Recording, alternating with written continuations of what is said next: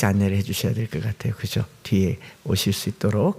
네, 나와 같이 되기를이라는 제목으로 이제 26장 말씀을 나누는데 27장과 28장 2장 남았습니다. 2장 남았고 이제 바울의 행적이 끝나고 나면 그 다음에는 바울이 그 행적을 따라서 교회들에게 썼던 편지, 서신서에서 교회의 모습들을 다양하게 살펴보고 그게 끝나면 제 느낌에는 계시록이 말하는 이제 7교회를 공부할 때가 오지 않을까 싶습니다. 그래서 교회, 이 땅의 교회는 어떠해야 하는가를 바울의 편지글과 계시록 말씀으로 더 이제 2주, 3주 지난 후에 함께 살펴볼 텐데요. 이제 사도 바울이 오늘 본문은 아그리빠 왕 앞에서 최후 변론으로 자기 간증을 하는 형태입니다. 그리고 이 간증은 사도행전에 3번 조금 내용을 다르게 해서 3번 등장하는데 이 3번째 간증이 바울의 마지막 간증입니다. 그러니까 이 바울의 마지막 간증이 로마 황제 앞에서도 아니고 로마에서 전한 것도 아니고 아그리빠 왕 앞에서 전한 이 3번째 간증을 성경학자들은 바울 생애의 가장 위대한 장면, 가장 위대한 설교라고 할 만큼 이렇게 잘 조목조목 살펴볼 수 있는 짧은 말이지만 왕도 혹할 수 있는 그런 말씀이다라는 거죠. 로마 황제 앞에서 재판하고 신문당했더라면 아마 더 훌륭한 메시지를 전했을 텐데 기록도 없고 황제 앞에서 재판받았는지도 모르겠고 로마에 있는 2년 동안 바울은 죽임을 당하게 됩니다. 그래서 어떻게 보면 공적으로 바울이 전한 마지막 복음이 이 사도행전 26장이다라고 볼 수가 있는 거죠. 28장 사도행전 마지막의 가장 끝절을 하나님의 나라를 전파하며 주 예수 그리스도에 관한 모든 것을 담대하게 거침없이 가르치더라 라고 얘기를 하고 있고 그 바로 앞절에 보면은 온 이태를 자기 셋집에 머물면서 자기에게 오는 사람들을 영접했다라고 말하는 걸 보면 이 공적으로가 아니라 사적으로 로마의 복음을 전했고 공적으로는 제대로 못 전했을 수도 있겠죠. 그래서 26장의 메시지를 조금 더 의미 있게 보는 겁니다. 그래서 그 간증의 기본적인 틀을 다 갖추고 있습니다. 우리가 간증을 한다 그러면 이 틀을 한번 살펴보면 되겠죠.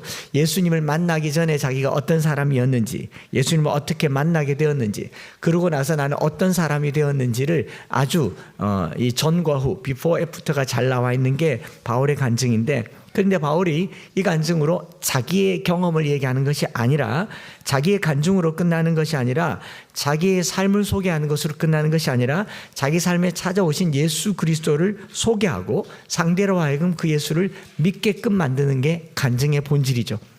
우리가 간증을 얘기하면 대부분 자기 자랑으로 끝나는 경우가 많습니다. 아, 내가 이런 사람이었는데 이렇게 되었고 이렇게 살고 있다.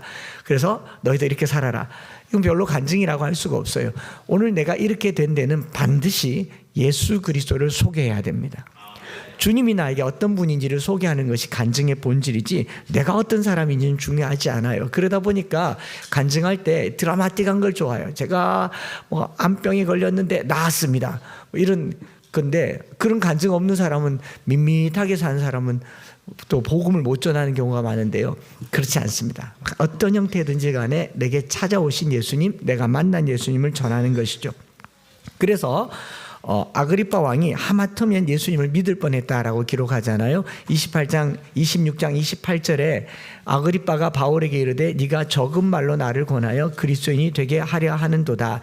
뉘앙스는요, 하마터면 예수님 믿을 뻔했다, 깜빡하면 속을 뻔했다, 이런 말이죠. 바울의 간증은 그야말로 적은 말이었습니다. 짧은 말이었지만 그 말의 내용을 조금 살펴보면요, 바울의 개인적인 경험과 영적인 체험을 말하는 것이 아니고 이스라엘의 역사와 구원의 약속의 말씀을 관통하고 있습니다. 바울이 한 말을 이제 26장 앞부분으로 가서 살펴보면요, 하나님께서 자기 조상에게 약속하신 것에 대한 동일한 소망에 관한 이야기를 나눕니다. 26장 6절 7절에 이제도 여기 서서 신문 받는 것은 하나님이 우리 조상에게 약속하신 것을 바라는 까닭이니 이 약속은 우리 12지파가 밤낮으로 간절히 하나님을 받들어 섬김으로 얻기를 바라는 바인데 아그리빠 왕이여 이 소망으로 말미암아 내가 유대인들에게 고소를 당하는 것이니이다. 무슨 말이냐면요, 바울은 지금 신흥 종교를 설명하는 게 아닙니다. 영적으로 어떤 기이한 체험을 하는 것이 아니라 바울의 모든 간증은 구약 성경에서 출발한다는 거죠. 예수님의 모든 역사는 구약 성경의 완성으로 시작되는 것처럼 바울의 이야기도 성경이 말한 그 이야기를 자기 간증으로 말하고 있다는 것이죠. 오늘 우리가 저기 산에서 신비한 경험을 한 게 간증이 되는 게 아니라 성경이 내게 역사하는 것을 증거하는 게 간증이다라는 거죠. 그래서 철저하게 성경과 그 역사 속에서 일하시는 하나님의 소망에 대해서 얘기를 하고, 그러면서 예수를 만나기 이전에 자기 삶을 소개하죠. 26장 9절부터 12절에 나도 나사렛 예수의 이름을 대적하여 많은 일을 행하여야 될 줄 스스로 생각하고 예루살렘에서 이런 일을 행하여 대제사장들에게서 권한을 받아가지고 많은 성도들을 옥에 가두며 또 죽일 때에 내가 찬송 투표를 하였고 또 모든 회당에서 여러 번 형벌하여 강제로 모독하는 말을 하게 하고 그들에 대하여 심히 격분하여 외국 성에까지 가서 박해하였고 그 일로 대제사장들의 고난과 위임을 받고 다메섹으로 갔나이다. 바울은 자기가 예수님을 만나기 전에 어떤 사람이었는지를 상당히 디테일하게 얘기를 하고 있습니다. 그리고 그 상황에서 다메섹으로 가는 길에 만난 예수님을 소개하죠. 우리 읽지 않았던 본문을 이제 다시 꺼내는 것은 지금 읽으라고 드리는 거죠. 사도행전 26장 13절부터 15절까지를 같이 한 목소리로 읽어보십시다. 시작. 왕이여 종호가 되어 길에서 보니 하늘로부터 해보다 더 밝은 빛이 나와 내 동행들을 비추는지라.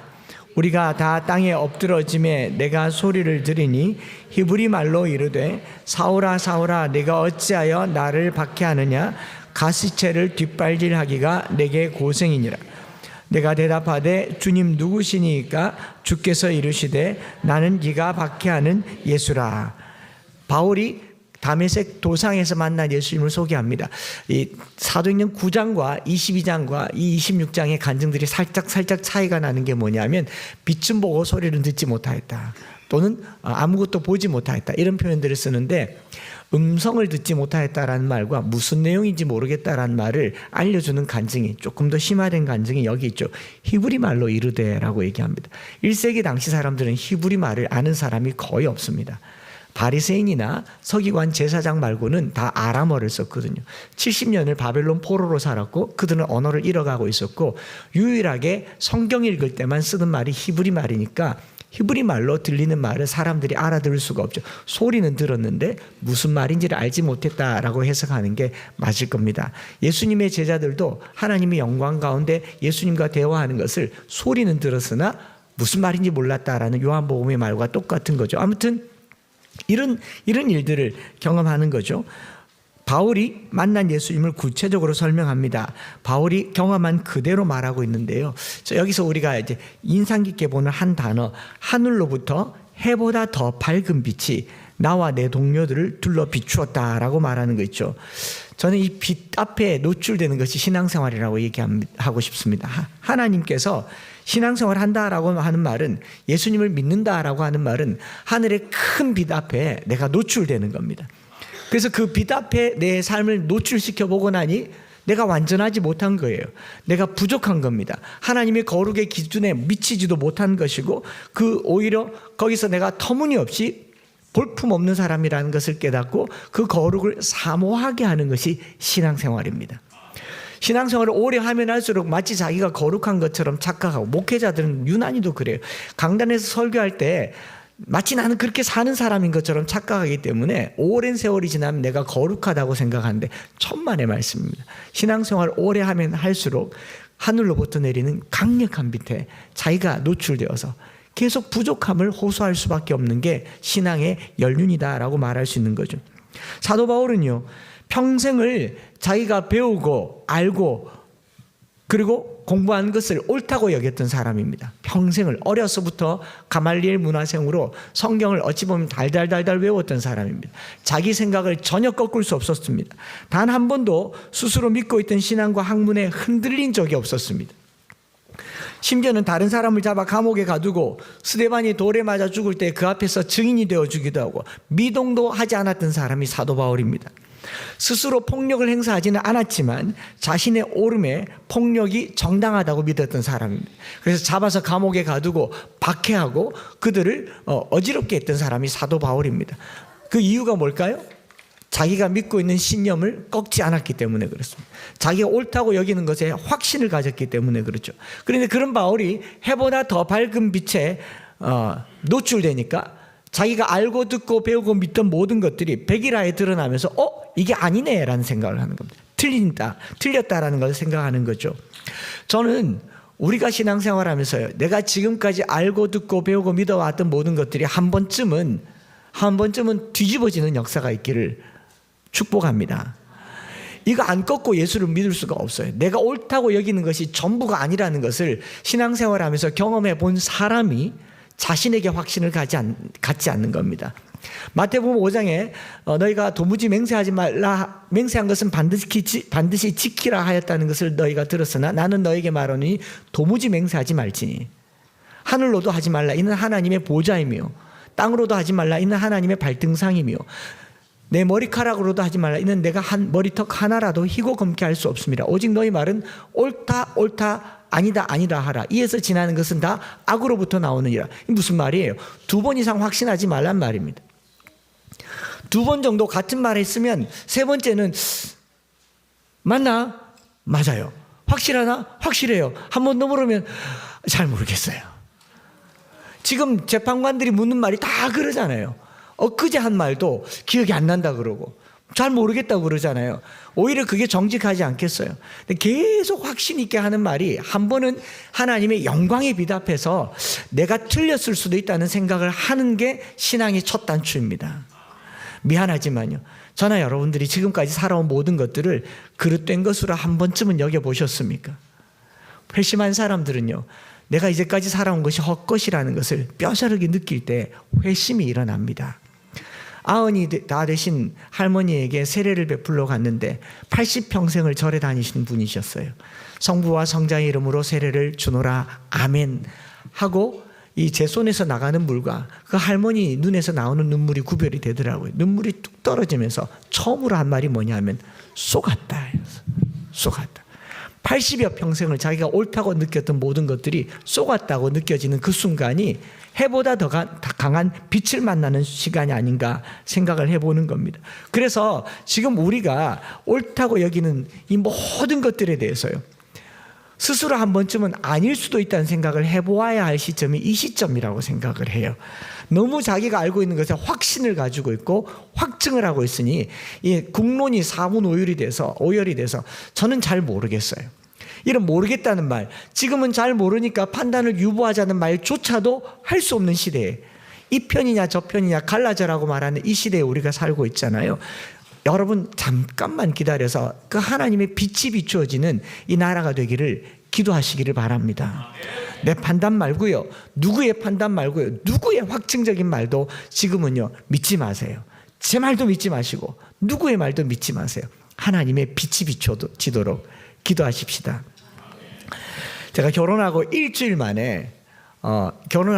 되어서 이제 그때는 이제 결혼 1년 차고 첫 주 차고 저희 교회 친구 전도사님, 지금은 목사님이신데 친구인데 전도사님인데 이제 시골 교회 주일학교 봉사를 가자고 해서 여름 성경학교 의성에 있는 미천교회라고 하는 곳에 결혼하고 일주일 만에 가서 3박 4일간 여름 성경학교를 했습니다.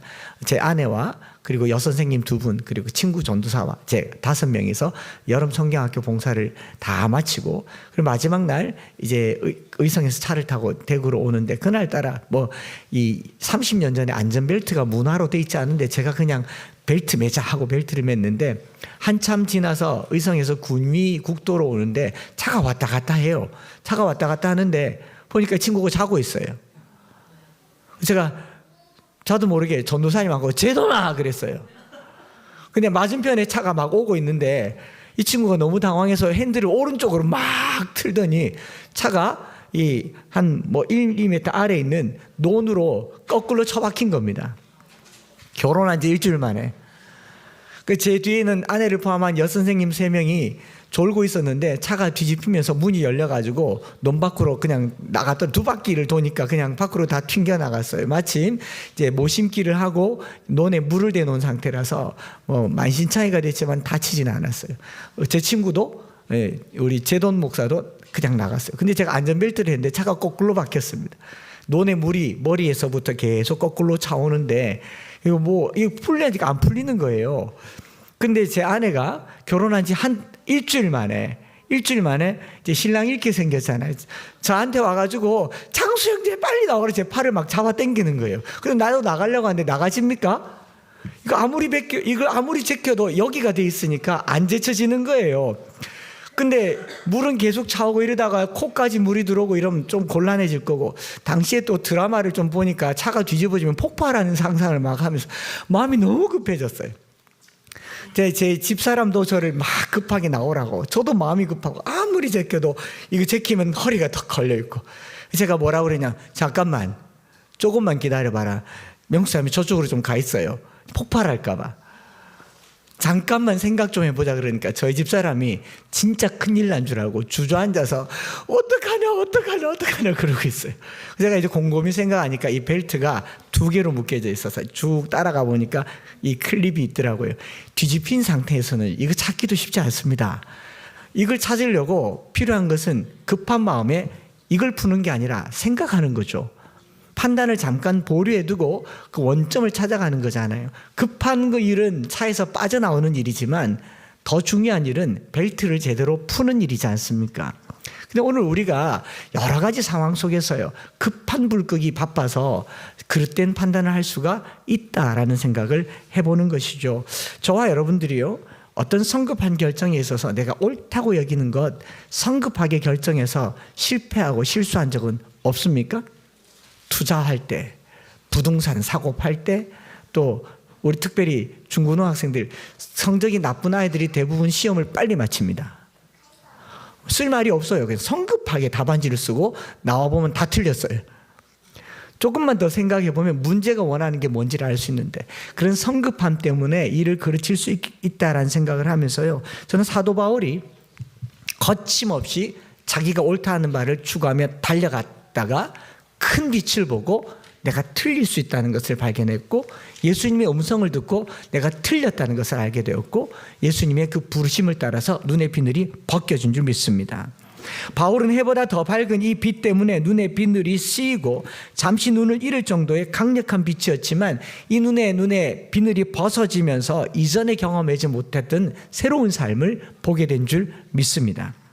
그래서 26장 18절에 그 눈을 뜨게 하여 어둠에서 빛으로 사탄의 권세에서 하나님께로 돌아오게 하고 죄사함과 나를 믿어 거룩하게 된 무리 가운데서 기업을 얻게 하리라 하더이다. 주님이 말씀하신 그대로 어둠에서 빛으로 사탄의 권세에서 하나님께로 돌아오게 하고 죄사함을 얻게 하는 그 거룩하게 된 무리가 되게 하는 것, 이것이 예수 믿는 겁니다. 예수 믿는다라는 말은 눈이 떠지는 걸 말하죠. 자기를 신뢰하지 않는 것을 말합니다. 빛난 광채 앞에서 지금까지 내 삶이 얼마나 거짓되고 허탄하고 허망한 것을 쫓았는지 그 빛 앞에 자신을 버리고 새 삶을 살아가는 것. 그래서 바울 복음의 핵심은 빛 아래에서 자기의 잘못이 노출되는 게 복음의 핵심이죠. 예전에 한번 말씀드렸잖아요. 라세 간 사람들이 집 청소를 그렇게 열심히 한다면서요. 라세 가기 전에는 집에 먼지가 안 보였어요. 네, 눈 고치고 나니까 구석구석 먼지가 보이는 거예요. 그래서 여러분 집이 좀 지저분하다 싶으면 눈 수술부터 하시기 바랍니다. 내지는 등을 밝게 비추든지요. 우리 인생에도요, 하나님의 빛이 내 영혼을 비칠 때 내가 옳다고 여기던 모든 것들이 아니다라는 것을 발견하게 되는 거, 이게 신앙의 첫걸음이다라는 겁니다. 그래서 26장 20절에 먼저 다메섹과 예루살렘에 있는 사람과 유다 온 땅과 이방에까지 그 죄사함, 이 회개하고 하나님께 돌아와서 회개에 합당한 일을 하라고 전하기 때문에, 이것 때문에 바울이 박해를 받는다라고 얘기합니다. 저는 조금 공감이 갔어요. 오늘날 강단의 메시지 중에 회개하란 말을 하기가 쉽지 않죠. 회개를 설교하면요, 다 귀를 닫습니다. 이 영국의 부흥운동을 일으켰던 요한 웨슬레 목사님이 강단에서 설교하던 첫 설교할 때 노예 매매 제도에 대해서 강력하게 비판을 했어요. 하나님께 이거 옳지 않다라고 설교했을 때 당시에 설교를 듣던 모든 중산층 사람들이 성경을 집어던지고 네가 뭔데 성경을 아냐 그러면서 요한 웨슬레를 거부했던 기록이 있습니다. 강단에서 잘못되었다라는 말을 하는 게 부담스러운 시대에 살고 있습니다. 심지어 어떤 목사님들이 죄사함, 죄용서, 우리가 죄인입니다, 회개합시다라는 말을 하면 죄인 프레임을 씌운다 그래요. 여러분, 우리가 의롭다 하심을 받았지만 주님 앞에 이르기까지 죄 없이 삽니까? 우리가 구원을 받았지만 구원의 완성에 이르기까지 끊임없이 회개해야 되는 존재라는 것을 잊지 마시기 바랍니다. 한 번 용서받았다고 계속 죄 없다라고 하는 건 그 구원파 교리예요. 내가 구원을 받았으니까 사람을 죽여도 괜찮고, 내가 예수를 믿으니까 이 간음을 해도 괜찮고, 그런 죄는 없어요. 회개에 대해 합당한 열매를 맺으라고 바울이 계속 얘기하지 않습니까? 그 얘기하는 것이 우리 스스로 빛난 광재 앞에서 나를 보니까 여전히 부족하더라라는 겁니다. 신앙생활하면서요, 내 자신이 나름 열심히 살고 나름 주님 앞에 못된 신앙으로 평생 주님 앞에 살았다고 하더라도 시간이 지나면 지날수록 나의 부족함을 깨닫고 나의 연약함을 깨닫고 거룩을 향한 열망과 갈망으로 거듭나는 저와 여러분들 되시기를 축복합니다. 천국에 이르는 죄사함은 받았어요. 의롭다 함을 받았어요. 그러나 죄가 없어진 건 아닙니다. 오염되지 않습니까? 매일 손은 왜 씻습니까? 어제 씻었는데. 발은 왜 씻습니까? 제가 가끔 발 안 씻고 손 안 씻으면 저희 집 사람이 의 더러워라 그래요. 제가 그렇게 더럽진 않거든요. 근데 양치질 안 하고 잠들었다고 더럽다 소리를 듣습니다. 하물며 강단에서 목회자가 회개하십시오라는 말이 왜 이렇게 부담스러운 시대에 살고 있습니까? 빛이 덜 비치는 거예요. 그걸 누가 말하기를 죄인 프레임을 씌워서 가스라이팅을 해요. 무슨 가스라이팅, 그런 가스라이팅이 있어요. 성령이 임하시면요, 제일 첫 번째 나타나는 현상이 나의 삶에 오염된 것들을 회개하게 됩니다. 주님 앞에 온전하게 살지 못한 것이 부끄러워지게 돼요. 바울이 한 말이 바로 그 회개의 메시지였다는 거죠. 이전에 내가 옳다고 여겼던 모든 것들을 내려놓고 거룩하심 앞에 엎드려 보아야 합니다. 이렇게 예수를 믿는다고 하는 것은 이전에 경험해 보지 못한 새로운 세상에 눈을 뜨는 것이며, 그리고 내 잘못을 깨닫는 것이며, 그것을 회개하고 삶이 바뀌게 될 때 이야, 이렇게 좋을 수가 있나? 너무 좋다라고 느껴질 때 그것을 빛을 받았다라고 얘기를 할 수 있다라고 생각합니다. 많은 분들이 저더러 이렇게 말하더라고요. 엊그제도 그렇게 말하던데, 목사님 생긴 거는 안 그런데 어린 시절을 이렇게 보면 어떻게 이 어긋나지 않고 교회에서만 신앙생활하고 어떻게 잘 곳이 있는데 그 교회에서 자려고 애를 썼는지 그것도 참 하나님 은혜인 것 같습니다 라고 말하더라고요. 그럼 뭐 제 친구들은 다 거룩했겠습니까? 저희 중학교, 초등학교 친구들 중에는 실제로 조폭이 된 친구도 있고 소매치기도 있고 칼부림하다가 소년원에 간 친구도 있습니다. 근데 왜 그 친구들이 내 눈에 안 들어왔는가? 예수님을 만나고 나서 교회가 너무 좋았습니다. 예수 믿는 사람들이 너무 좋았습니다. 예수님을 모르는 사람들과 어울리는 것이 너무너무 불편했습니다. 그걸 뭐라고 표현해야 될지 모르겠어요. 하나님의 은혜라고 말할 수 있는 것들 중에 뭐 이런 것들이죠. 대학 시절에 뭐 잘 곳이 없어서도 그렇지만 교회, 옛날에는 교회 교육관에 천정에 선풍기 소리 나는 실링팬, 에어컨이 어디 있습니까? 그 아래 배 까고 누워서 하나님 나라를 이야기하는 거, 그보다 좋을 수가 없었어요. 그런 은혜를 바울이 얘기하는 겁니다. 그 빛 가운데 있으니까 이런 삶이 좋다고 말하니까 결국은 무슨 소리 듣습니까? 네가 미쳤다. 미쳤다 소리를 듣는 거예요. 26장 24절에 베스도가 바울이 이같이 변명하며 크게 소리내어 이르되 바울아 네가 미쳤도다. 네 많은 학문이 너를 미치게 한다 하니 바울이 또 물러서지 않아요. 25절에 베스도 각하여 내가 미친 것이 아니요 참되고 온전한 말을 하나이다. 그랬더니 아그리빠가 또 반응합니다. 28절에 아그리빠가 바울에게 이르되 네가 적은 말로 나를 권하여 그리스도인이 되게 하려 하는도다. 바울은 더 확신에 찬 어조로요 29절에 말합니다. 말이 적으나 많으나 당신뿐 아니라 오늘 내 말을 듣는 모든 사람도 다 이렇게 결박된 것 외에는 나와 같이 되기를 하나님께 원하나이다. 지금 왕 앞에 내가 묶여있고 죄수의 신분으로 자신을 변호하는 자리에 있지만 내가 당신보다 훨씬 낫다. 당신 하나도 안 부럽다 라고 얘기를 하고 있는 거죠. 왕 앞에 왕의 자존심을 꺾어버리는 그리스도인의 이 자신감이 보이는 것, 이게 신앙생활이 되었다라는 겁니다. 나처럼 되기를 원한다는 거죠. 나와 같이 되기를 원한다는 겁니다. 왕과 총독과 그 자리에 있는 모든 고관들 앞에서 묶인 것 이거 말고는 당신들이 나처럼 되기를 원한다. 저는 우리 신앙생활에 이 자신감이 있기를 원합니다. 예수 믿는다라고 하는 것은 예수의 복음을 전하는 것이지만 예수의 복음이 나를 통과해서 내 삶이 저들 앞에 당당해지기를 원합니다. 이렇게 살아라고 말해줄 수 있는 그런 삶이 있어야 되는 거죠. 여러분, 우리가 하는 일이요, 누군가에게는 마치 미친 것 같지만 이것이야말로 온당하게 여길 수 있는 그것이 신앙생활이라고 한다면, 말이 많으나 적으나 또 시간이 많이 걸리나 적게 걸리나 내 말을 듣는 사람이 이렇게 되기를 원한다라고 하는 자신감이 필요한 거죠. 목회자들도 가끔은 제 주변의 목사님들이 그렇게 말을 해요.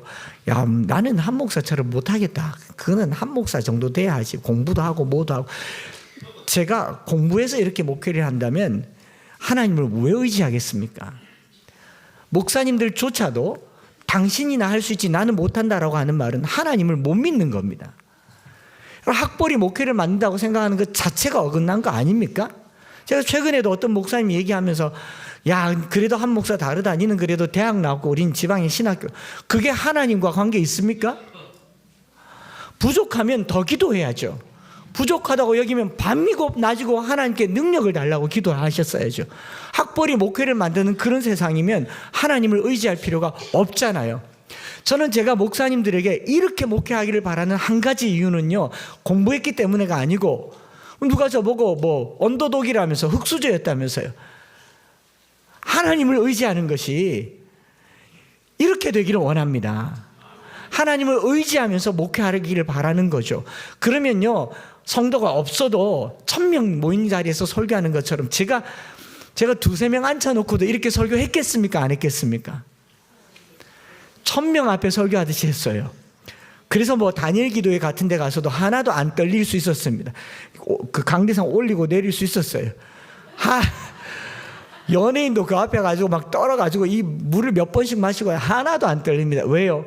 평생 내가 의지하는 분은 성도의 많고 적음이 아니라 하나님이기 때문에. 저와 여러분들이 가난한 거 왜? 우리가 돈이 없지 신앙이 없습니까? 할렐루야. 그러니까 여러분 아무 일에도 주눅 들지 마시고요, 이렇게 살아라고 말할 수 있는 삶의 기준이 있기를 바랍니다. 그게 중요하지 않겠어요? 대학 시절에 서울에서는 지하철에서, 대구에서는 버스간에서, 또는 토요일마다 동성로에서 예수 믿으세요, 예수 믿으세요, 주를 믿는 자 복이 있나니, 그런 찬양을 얼마나 불러댔겠어요. 그게 오늘에 이르기까지 삶이 되었다면 저와 여러분들요, 어디든 상관없이 주님을 위해서 사는 일에 나와 같이 되기를 원합니다. 사람들이 적어도 신앙생활할 때 여러분들더러 저더러 저거 미쳐도 제대로 미쳤다 이런 소리 한 번쯤은 들어보는 열망이 있기를 바랍니다. 저건 한 목사만 하는 거 이런 말 하지 마세요. 너니까 한다 이런 말 하지 마세요. 그 사람이 하면 나도 할 수 있습니다. 왜냐하면 하나님이 하시는 일이잖아요. 왜 사람을 구분지어서 당신은 신앙이 좋고 나는 약하니까 못한다 이런 말 하지랑 마시라고요. 우리에게 믿음 주시는 분도 하나님이시고 우리에게 능력 주시는 분도 하나님이십니다.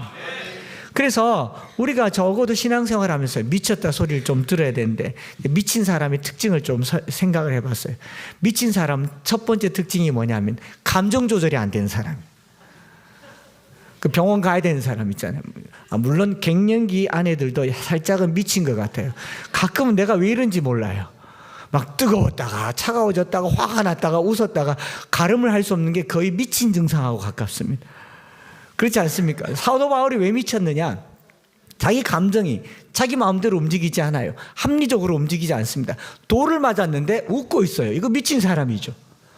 자기를 모함하는데 억울해하지 않아요. 이거 미친 사람이죠. 자기가 원하는 대로 일이 안 풀리는데 화를 내지 않아요. 미친 사람이죠. 그리스도 안에서 미친 사람은요, 자기 감정과 의가 십자가를 통과하는 사람을 우리 미쳤다라고 얘기합니다. 이 한 주간 동안 합리적이고 이성적인 생각을 내려놓고요, 십자가를 통과한 생각을 하시기 바랍니다. 감정이 십자가를 통과하면요, 누가 내게 화를 내는데 화가 안 나요. 그걸 미친 사람이라고 얘기합니다. 여러분, 운전하면서 누가 나에게 해코지 하는데 화가 안 난 사람, 미친 사람입니다. 한번 옆 사람 보고 이 미친나 한번 해보세요. 억울하십니까? 분노가 치밀어 오르십니까? 십자가를 통과하시기 바랍니다. 그게 미친 사람의 특징이에요. 두 번째로는요, 타인을 위하여 자신을 내어놓는 사람, 헌신한 사람, 우리 미쳤다라고 말할 수 있습니다. 마더 테레사나 성 프란시스나 어거스틴 같은 사람, 우리는 성자라고 호칭하지만요, 테레사 집안에서는 테레사를 미쳤다고 할 겁니다. 아니겠습니까? 의대 나와서 서울에 있는 의과대학 나와가지고 교수가 될 수 있고 병원의 원장이 될 수도 있는데, 그걸 다 내려놓고 아프리카에 의료 선교를 하겠다고 하면 우리는 참 귀하다고 하겠지만, 집안 식구들은요, 저기 미쳤다라고 얘기할 겁니다. 저희 장인어른이 밭 팔고 논 팔아가지고 소 팔아가지고 딸을 성학을 시켰는데, 목사하겠다는 사람, 선교하겠다는 사람한테 시집 간다고 하니까 미친나 그러더라고요. 타인을 위해서 사는 삶이 미친 삶입니다. 우리 그리스도인들이 나를 위해 살지 말고요, 타인을 위해서 자기를 희생하는 삶을 사시기 바랍니다. 한 가지 더 미친 삶은요, 예수 때문에 고난당하는 것을 두려워하지 않는 삶, 미친 삶입니다. 바울이 고난 겪고 있는 것은 예수님을 있는 그대로 경험한 것을 말했기 때문에 고난을 겪고 있잖아요. 저와 여러분들이, 제가 변남영룡을 그 고난 극복이라는 책을 써서 많이 읽고 은혜도 받기도 했지만, 실제로 우리가 고난 당하는 게 예수님 때문입니까? 내가 잘못 선택한 어떤 삶의 결과 때문입니까? 대부분의 결과는요, 주를 위해서 고난 받는 사람 별로 없어요. 그러지 않습니까? 평생 술 마시다가 간에 암이 왔는데 내가 고난 받는다고 말할 수 있습니까? 그 삶의 결과일 뿐이에요. 아이들이 시험을 쳤는데 성적이 안 나왔는데 주님이 나를 시련과 연단에 몰았는, 공부를 안 했잖아요. 그걸 고난이라고 말할 수 없죠. 예수님 때문에 애매하게 받는 고난을 고난이라고 하는데, 그런 고난을 바울은 복으로 여기는 거, 이게 미친 사람의 특징입니다. 그리고 바울은 이런 상황에서 베스도 벨릭스 아그리빠 왕이 서 있는 것을 축복이라고, 다행이라고 말해요. 26장 2절에 아그리빠 왕이여, 유대인이 고발하는 모든 일을 오늘 당신 앞에서 변명하게 된 것을 다행히 여기나이다. 바울은 자기가 고난 가운데 처한 환경이 복음 증거의 기회가 된 것을 복이라고 여기고 있다라는 겁니다. 복음을 변명하고 복음을 전할 수 있는 기회로 삼는 것이 고난의 특징이라는 거죠. 저와 여러분들이 누군가에게 예수를 전할 기회가 있다면요, 그 고난이 복이 되기를 바랍니다. 우리 한자어 중에서 불광불급이라고 하잖아요. 미치지 않으면 이룰 수 없다. 사람이 적어도 뭔가 한번 미쳐야 되는 거죠. 여러분, 미친 거 반대말이 뭔지 아십니까? 정상적인 거? 미친 거 반대말은 걸친 겁니다. 이게 미친나 걸친나, 미친 거는 한 대 빠진 거를 미쳤다 그래요. 걸친 거는 양다리 걸친 걸 걸친 거라고 하잖아요. 이게 제대로 못 미치니까 이게 비정상이에요. 그렇지 않습니까? 어떤 일을 하려면 한우물 파야죠. 이거 받아가 저거 받아. 실패한 사람 특징이에요. 뭘 자꾸 바꿔요. 공부하다가 공부 못하는 애들 특징이 학원을 자꾸 바꿔요. 자기한테 문제가 있다는 생각을 전혀 안 하는 아이들이에요. 원장 때문에, 선생님 잘못 만나서. 다 이렇게 걸치면 망합니다. 뭘 해도 하나만 주구장창 보시라고요. 그게 미쳤다라는 말인데, 여러분, 우리가 예수를 잘 믿어서 가끔은 제대로 미쳤다라는 말 듣는 거 좋겠지만요, 실제로 가족들은 그런 말 잘 안 합니다. 부모님들이 자녀들 신앙생활 잘 하기를 원하십니까? 예수 잘 믿기를 원하십니까? 딱 거기까지죠. 이 아이들이 신앙생활 잘하는데 너무 열심히 해가지고 집에도 안 들어오고 교회에서 기도하고 성경 보고 어느 날 와서 엄마 저 신학교 갈래요. 아멘 나왔습니다. 그런 은혜가 있기를 바랍니다. 이 아이를 서울대학교를 보냈더니 어느 날 와서 엄마 저 선교사가 될래요. 아멘 하시기 바랍니다. 그게 부모에게 자랑이어야 되죠. 그렇지 않습니까? 다른 사람들은 다 돼도 내 자식은 안 된다. 그 덜 미쳐서 그렇습니다. 목회자가 자기 자녀가 목사 된다고 하면 반대를 하더라고요. 제가 저희 아들이 이거 들을지 모르겠지만 계속 기도하고 있어요. 저 직장 구한 지 1년도 안 됐는데 하나님 혹가닥에서 신학하게 해달라고. 저희 딸이 혹가닥에서 선교하게 해달라고. 제 마음이 이제는 좀 확고해졌어요. 말이 많거나 적거나 우리 아들, 딸이 나와 같이 목회하기를 원한다. 선교하기를 원한다. 누구에게도 이 말 해줄 수 있는 마음의 확신이 생긴 거죠. 그래서 제가 최근에 아이들 보고 주를 위해 살자. 너 좋은 음악가가 될래? 하나님을 찬양하는 찬양인이 될래? 평생 목회자가 되어라. 제가 지난주에도 누군가에게 말했어요. 너희 집에 식구가 4명이니까 너 하나는 목사해도 되겠다. 그러니 너 목사 되지 않을래? 너도 목사가 되면 고생스럽긴 하지만 내가 영광스러운 걸 보여줄게. 이게 영광스러움입니다. 말이 적나 많으나 나와 같이 되기를 원합니다. 저 말고요, 바울처럼. 사도행전 2장 12절에도 오순절 성령이 나타나서 사람들이 각기 다른 방언을 말했을 때 주변 사람들이 뭐라고 말했습니까? 새술에 취했다. 다르게 말하면 미쳤다 그랬어요. 오늘 성도들이 세상 사람들과 구별될 수 있는 한 가지는요, 내가 믿는 예수님 때문에 저들과 삶의 방식과 질이 달라야 합니다. 그렇게 되기를 원합니다. 아그리빠 왕이 이 말을 듣고 나서는 더 이상 들을 수 없어서 내가 정말 예수 믿을 뻔했다. 적은 말로 나를 권하여 예수 믿게 하겠다. 정신 바짝 차려야 되겠다. 이렇게 말하고 이 대화가 끝나지 않습니까? 이제 26장이 끝나면 27장, 28장 사도행전은 끝이 납니다. 사도행전 이제 2장의 마무리를 보면서 저는 사도 바울의 이 마지막 말이 오늘 저와 여러분들에게 사도행전의 결론이 되기를 원합니다. 우리 미칩시다. 너무 상식적으로 살지 마십시다. 너무 이성적으로 사니까 나중에는 어떤 일이 일어나느냐 하면 나이가 들어서요, 부모님처럼 하지 마라.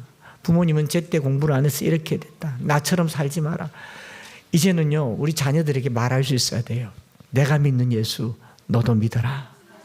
내가 기도하듯이 너도 기도하면 좋겠다. 내가 말씀에 매여 살듯이 너도 매여 살면 살겠다.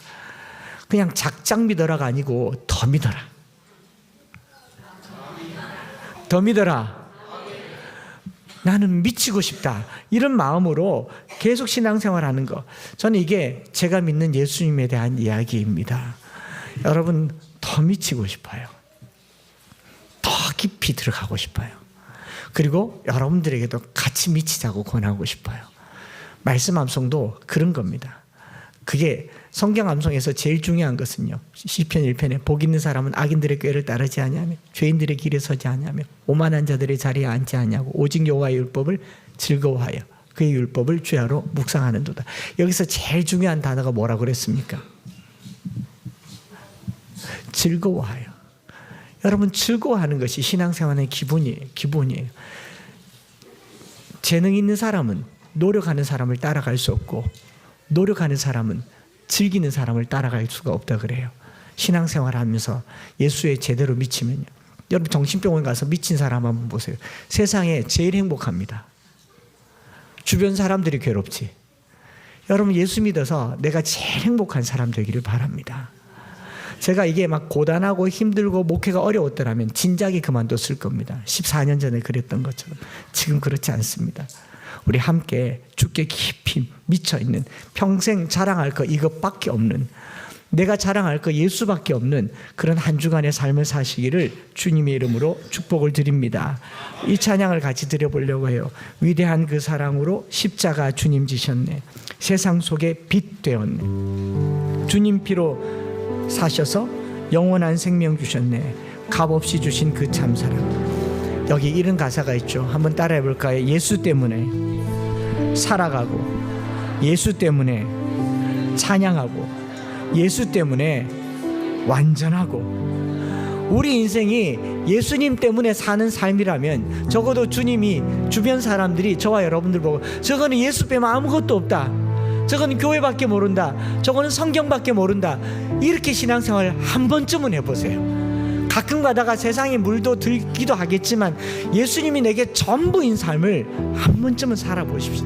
교회 일도요, 몇몇 헌신된 사람만 일하는 게 아니고 너무 좋아서 난 이렇게 살고 싶다. 누가 알아주지 않아도, 누가 보아주지 않아도 나는 이 일에 내 삶을 걸겠습니다. 그런 정도의 가치를 가져보는 한 주가 되기를 축복합니다. 같이 찬양 드리시면서 기도하겠습니다.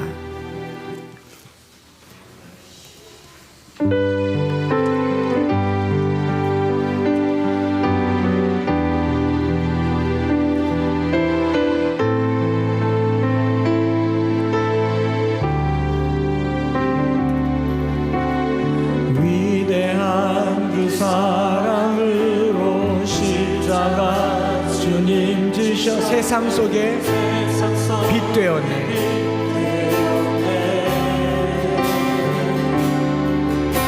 그 주님의 피로 사셔서 영원한 생명 주셨네. 값없이 주신 그 참사랑 하면서요, 물론 왜 힘든 날이 없었겠어요. 그러나 내 존재를 흔들 만큼 그런 힘든 일은 없었어요.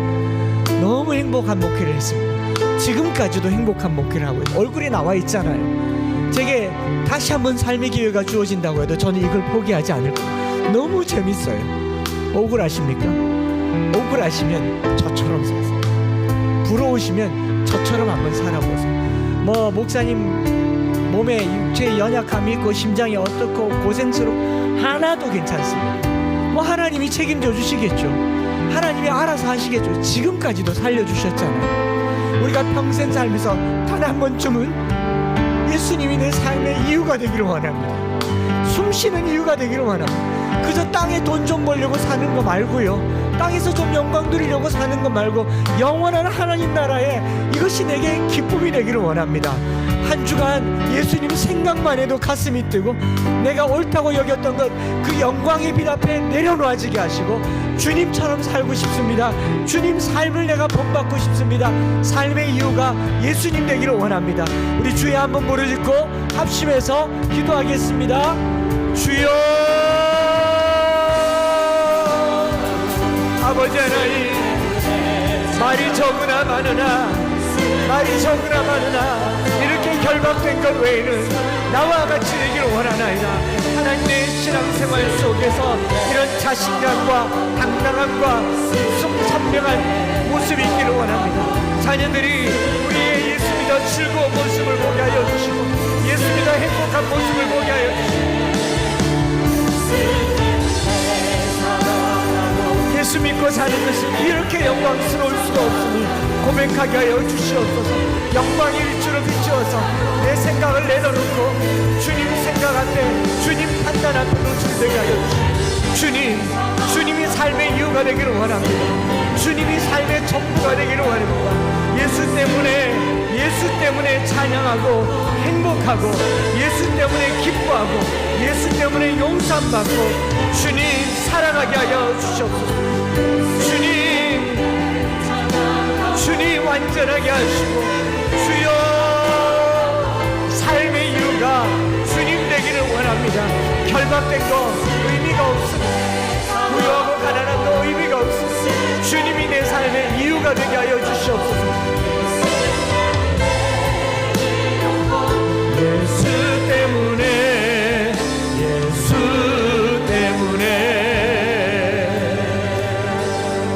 하나님 아버지, 결박당하였지만 이리 당당할 수가 있겠습니까? 고난당하고 매맞지만 이렇게 떳떳할 수가 있겠습니까? 세상 사람들의 눈에는 미친 것 같아 보이지만 이것이 온전한 일이라는 것을 우리도 한 번쯤은 경험하게 하여 주옵소서. 하나님의 그 영광의 빛 아래 살면서 내가 사는 삶의 방식이 아닌 주님이 사는 삶의 방식을 비추어 보게 하여 주시옵소서. 내가 옳다고 여겼던 모든 것들이 주님의 영광의 빛 앞에 터무니없이 허망하고 부족한 것임을 깨닫게 하여 주시옵소서. 회개를 하면 할수록 우리 안에 더 많은 죄가 드러나고 더 많은 악이 드러나고 더 거룩을 향한 열망이 싹 더 오르게 하여 주시옵소서. 하나님, 우리 부모님들이 또 목회자들이 신앙생활하는 것을 어렵다 하는 까닭에 자녀들이 교회를 어려워합니다. 성경 읽는 것을 어렵다 하는 까닭에 말씀 보는 것을 어려워합니다. 간절히 원합니다. 즐거워하게 하여 주시옵소서. 신앙생활하는 것이 기쁨이 되게 하여 주시옵소서. 온전한 그 즐거움 안에 우리의 삶이 간증이 되기를 원합니다. 자녀들에게 이렇게 살아라고 보여줄 수 있는 삶의 모델이 되게 하여 주시옵소서. 하나님, 한 주간 예수님이 삶의 이유가 되기를 간절히 소망합니다. 주님 앞에 예물을 드립니다. 10의 1조를 드리고 주일 예물을 드리고 감사헌금, 선교헌금, 비전헌금을 드립니다. 우리의 삶에 어려운 경제 상황을 보내고 있지만 우리의 삶의 경제를 주님께 맡겨드립니다. 살게도 하고 죽이게도 하며 높이기도 하고 낮추기도 하시는 하나님, 천지에 속한 것이 다 주님 것인 줄 믿습니다. 사랑하는 성도들의 헌신과 결단에 하늘 문을 열어주시고 하나님, 우리가 타인을 위해 살아갈 만큼 넉넉함으로 살게 하여 주시옵소서. 구주 예수 그리스도의 크신 은혜와 아버지 하나님의 변함없으신 사랑하심과 성령 하나님 위로 교통 충만 역사하심이 삶의 이유가 되신 예수님, 이렇게 사는 것이 너무 즐겁고 행복하고 기쁨이 넘쳐서 타인에게 부러움이 되기를 원하고, 때로는 미쳤다 소리를 들을지언정 이것이 온전한 삶이 되기를 소망하는 사랑하는 모든 성도들 머리 위에 이제로부터 영원토록 함께 있을지어다. 아멘.